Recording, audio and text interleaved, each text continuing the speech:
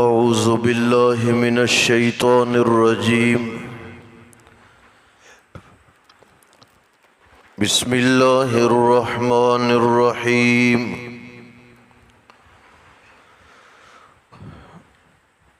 وَلَوْ شَاءَ اللَّهُ مَا أَشْرَكُوا،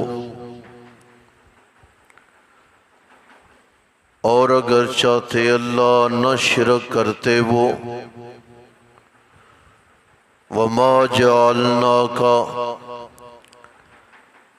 اور نہیں بنایا ہم نے آپ کو،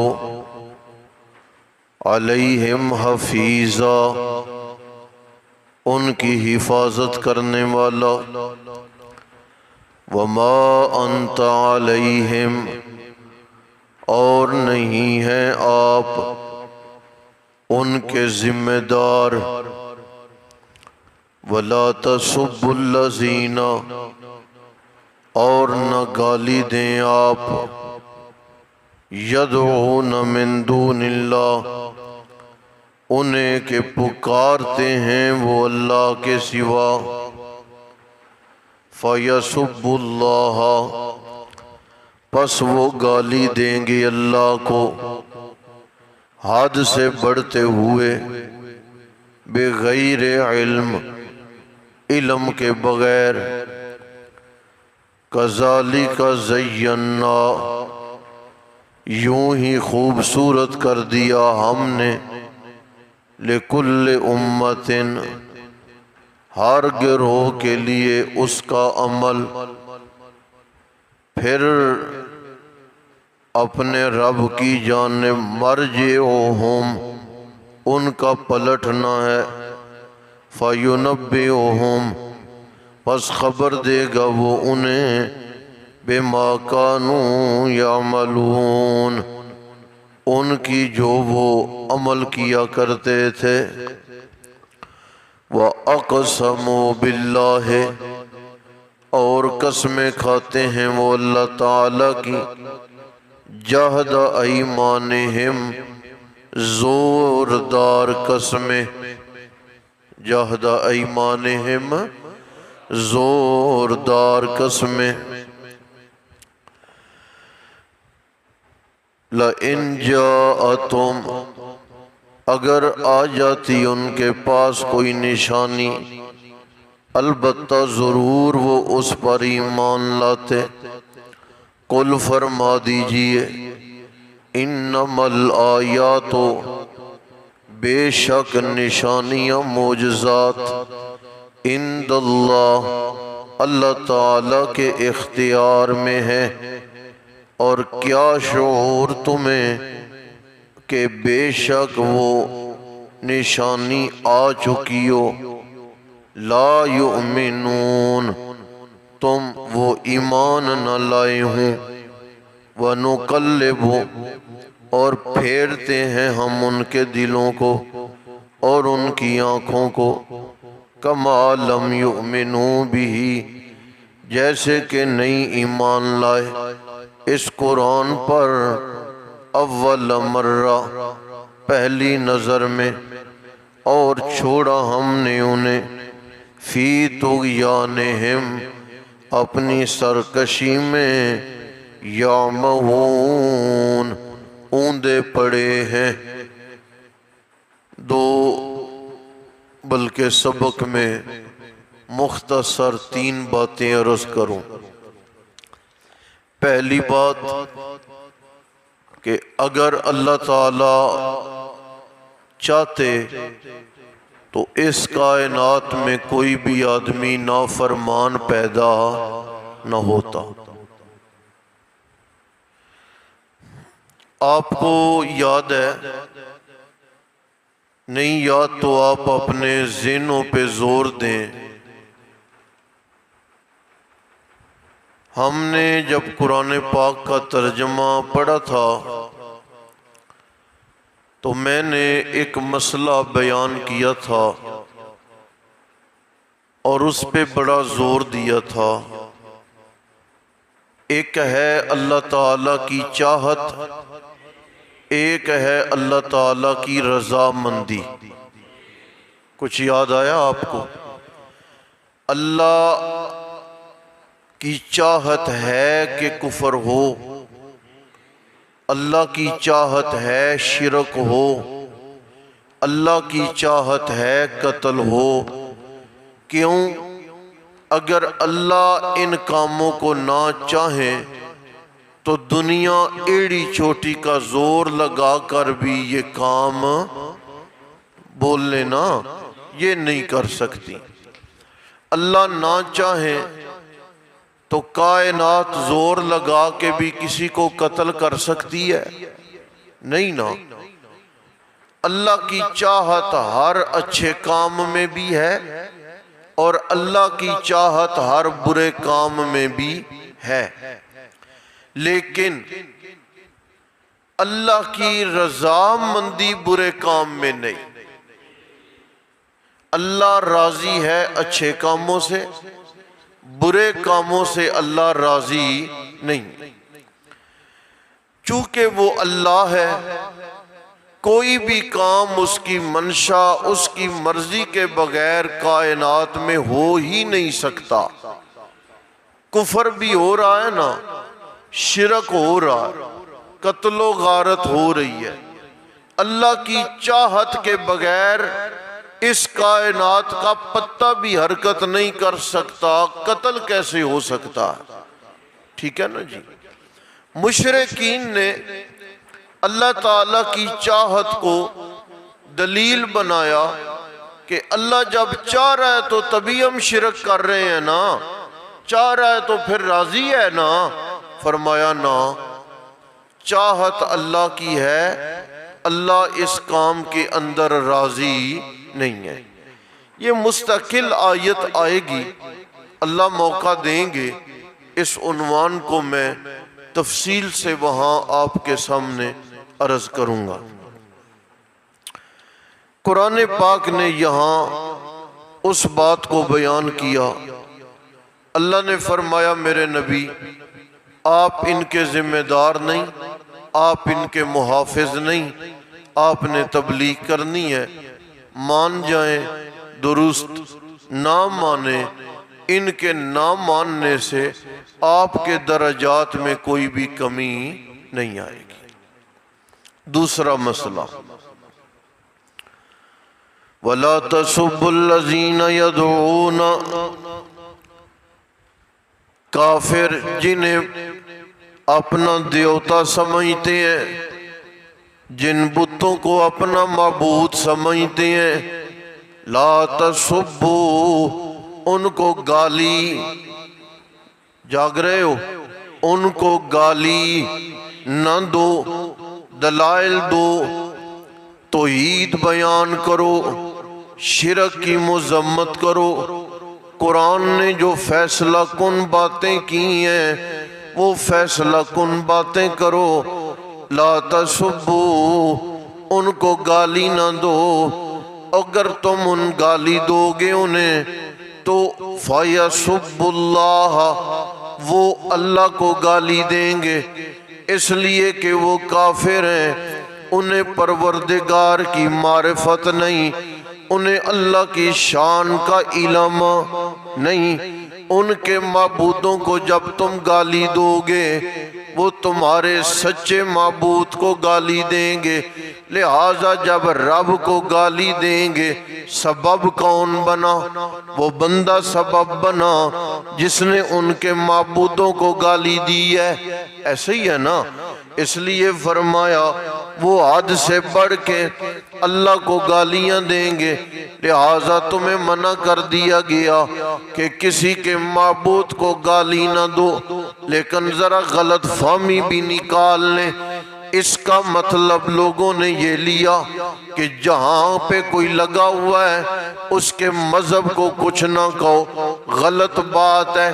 اللہ کا نبی ہے، حضرت ابراہیم خلیل ہے، اپنے باپ کو کہہ رہے ہیں یا ابت، اے میرے ابا، لم تعبد ما لا يسمع ولا يبصر ولا یغنی عنک شیئا، جنہیں تم پکار رہا ہے سنتے بھی نہیں ہیں، دیکھتے بھی نہیں ہیں، نفع پہنچانے کی طاقت بھی نہیں رکھتے، نقصان ہٹانے کی طاقت بھی نہیں رکھتے۔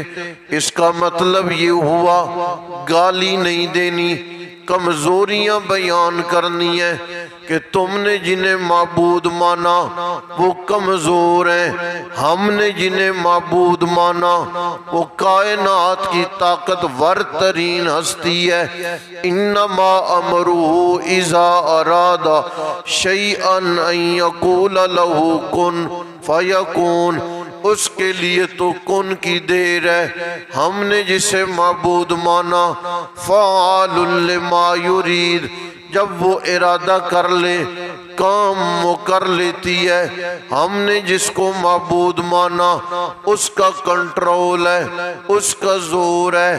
باطل معبودوں کی کمیاں بیان کرنا، عاجزیاں بیان کرنا، اس سے قرآن نے منع نہیں کیا۔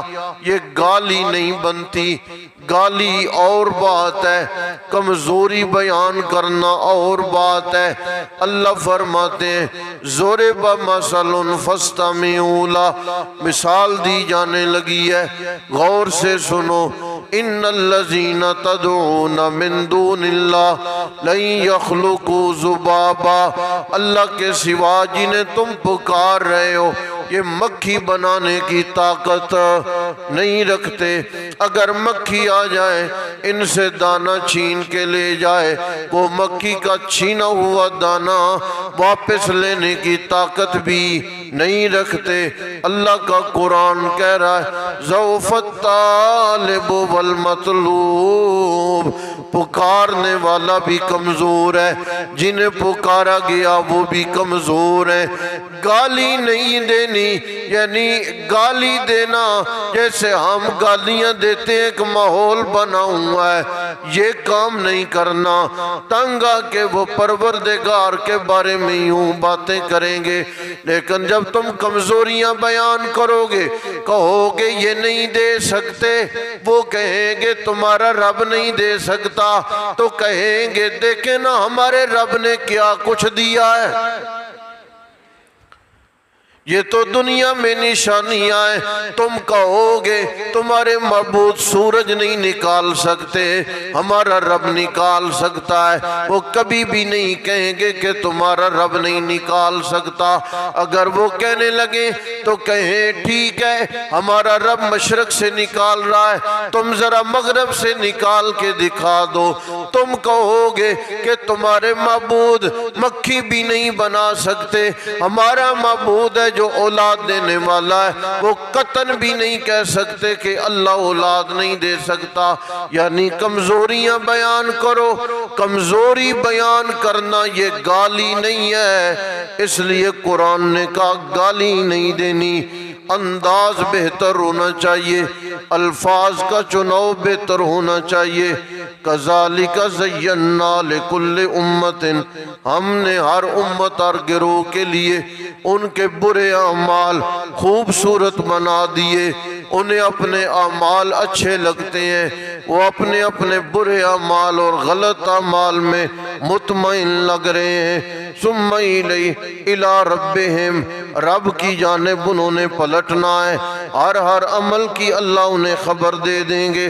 وَأَقْسَمُوا بِاللَّهِ، قسمیں کھا رہے ہیں کہ اگر اللہ کوئی معجزہ نشانی دکھا دیتا ہم ایمان لے آتے۔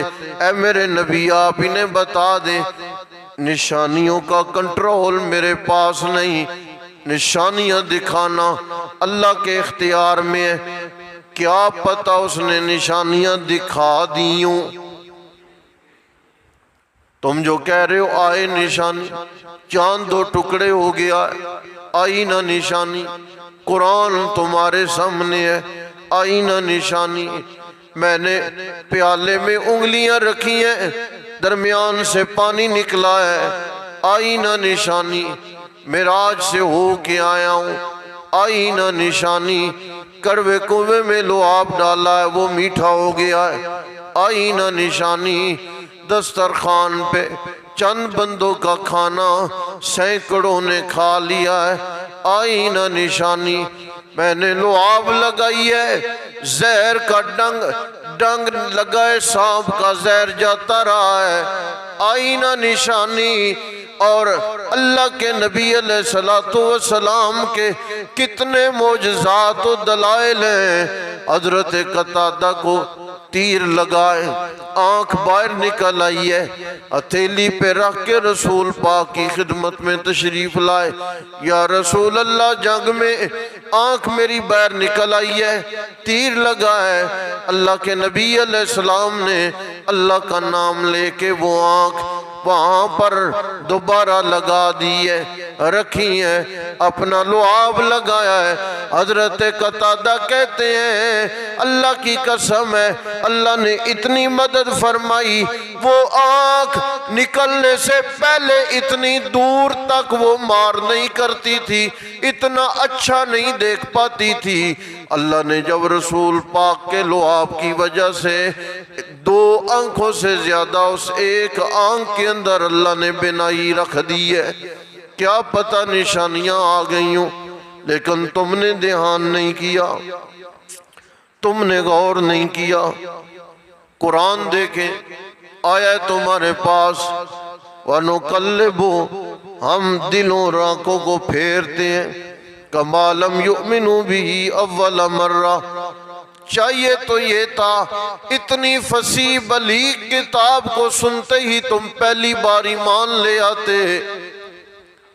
آخری بات، جنوں کی جماعت ہے، چکر لگاتے لگاتے مکہ میں پہنچیے، فجر کا موقع ہے، یعنی صبح تہجد کا موقع ہے، رسول پاک وادی میں تشریف فرمائیں، تلاوت قرآن جاری ہے، اور جنوں کو آواز پہنچی ہے، جن رک گئے، آئے کیوں تھے، داخلہ بند ہو گیا، ہم جائزہ لیں، قریب پہنچے، رسول پاک کی زبان سے پہلی بار قرآن سنا ہے، شریر قوم ہے، لیکن کمال کی بات ہے، جب پہلی بار قرآن سنا ہے تو کہنے لگے یہدی بہ الی الرشد فآمنا بہ وَلَن نُشْرِكَ بِرَبِّنَا أَحَدًا۔ عجیب کتاب ہم نے سنی ہے، ہم ایمان لے آئے، دعوت نہیں ہوئی، ابھی مکالمہ رسول پاک سے نہیں ہوا، صرف قرآن سن کے کہنے لگے ہم ایمان لائے، آج کے بعد ہم اللہ کے ساتھ کسی کو شریک نہیں ٹھہرائیں گے۔ قرآن تو ایسی کتاب ہے، پہلی بار دیکھ کے ہی بندہ، پہلی بار سن کے ہی بندہ قرآن کا ہو کے رہ جاتا ہے۔ تو تیسرا مسئلہ یہ فرمایا کہ معجزات و نشانیاں میں اللہ نے اپنے نبی کو دے دی ہیں، لیکن تم نے ان معجزات کی طرف دھیان نہیں کیا، بلکہ ان معجزوں کو تم نے جادو کہنے کی کوشش کی ہے اور پردہ ڈالنے کی